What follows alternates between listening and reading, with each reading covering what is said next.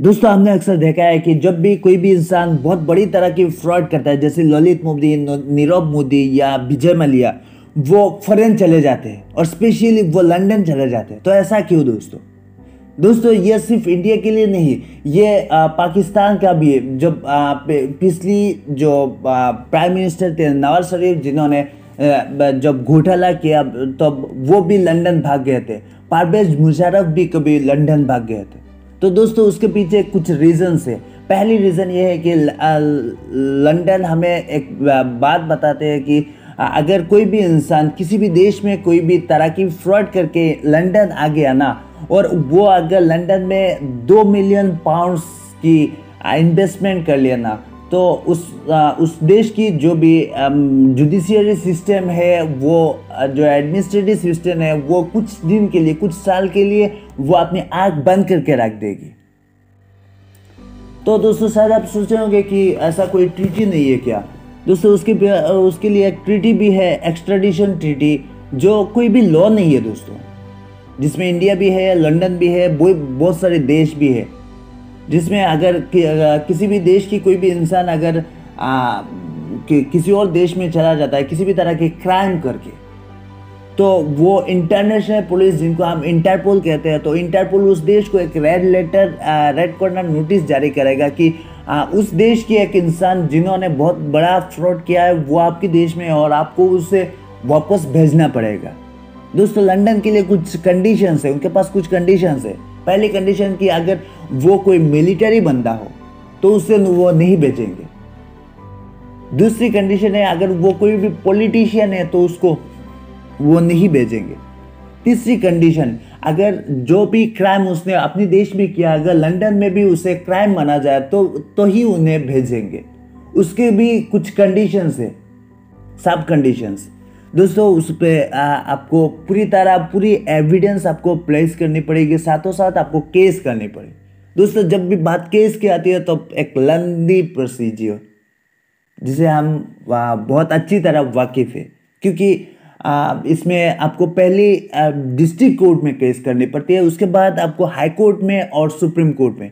दोस्तों high court के बाद अगर आपको सुप्रीम कोर्ट जाना है ना, तो आपको बीच में एक बॉडी है जिसके नाम है European court of human right, उससे आपको गुजरना पड़ता है।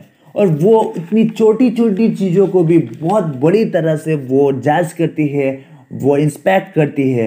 वो नीरव मोदी जिनको वापस इंडिया बुला लिया गया था, लेकिन उस बॉडी ने उन्हें रोक दिया, क्योंकि वो कहते हैं कि जो रोड है, जिस रोड से उन्हें भेजना पड़ेगा, भेजेंगे, वो रोड ठीक नहीं है। सिर्फ वही कंडीशन है दोस्तों। और कुछ स्टेटिस्टिक्स का एक डाटा है दोस्तों, आज तक इंडिया के 131 लोग लंदन चले गए थे किसी भी तरह की फ्रॉड करके, और उसमें से सिर्फ 2 लोगों को बुलाया गया। शायद आप सोचे होंगे कि वो उस बॉडी कितनी बारीकी से काम कर रही है ताकि वो इन लोगों को अपने देश में रोक पाए, क्योंकि उन लोगों के पास, उनको पता भी है, उन लोगों के पास बहुत सारे पैसा है। वो जब तक उस देश में रहेंगे तब तक वो पैसा खर्च करते रहेंगे। तो दोस्तों उनको अगर रोकना है तो जैसे क्विट इंडिया मूवमेंट जब हुई थी तब रातों रात सब फ्रंटलाइन लीडर्स को अरेस्ट कर लिया गया था और गांधी जी को एक पैलेस में रखा गया था, जिसमें उनकी मोटिव तो साफ हो गई, क्योंकि वो चाहते थे उस मूवमेंट को रोकने के लिए, और वो तो रुक गई थी, और साथों साथ वो पब्लिक की जो सिंपैथी है वो लेने में सफल हो गई थी, कुछ सफल हो गई थी, क्योंकि उन्होंने लोगों को बताया कि हमने तो उन्हें अरेस्ट ही नहीं किया, हमने तो बस उन्हें एक पैलेस में रख दिया।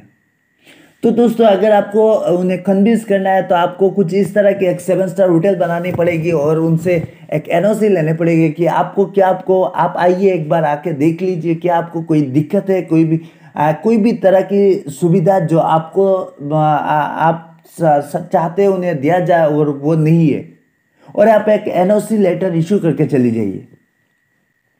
दूसरी ओर यह है कि अगर आप इंडिया भी एक ऐसा स्कीम लॉन्च कर ले कि कोई भी इंसान अगर लंदन से किसी भी तरह की फ्रॉड करके इंडिया आ गया तो, और कुछ इन्वेस्टमेंट कर लिया, तो उनको भी कुछ तरह की राहत मिल जाएगी।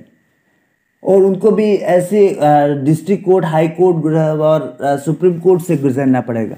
शायद तभी उन लोगों की अकल ठिकाने आ जाएगी। तो चलिए दोस्तों, आपकी राय क्या है वो हमें बताना मत भूलिए। थैंक यू दोस्तों।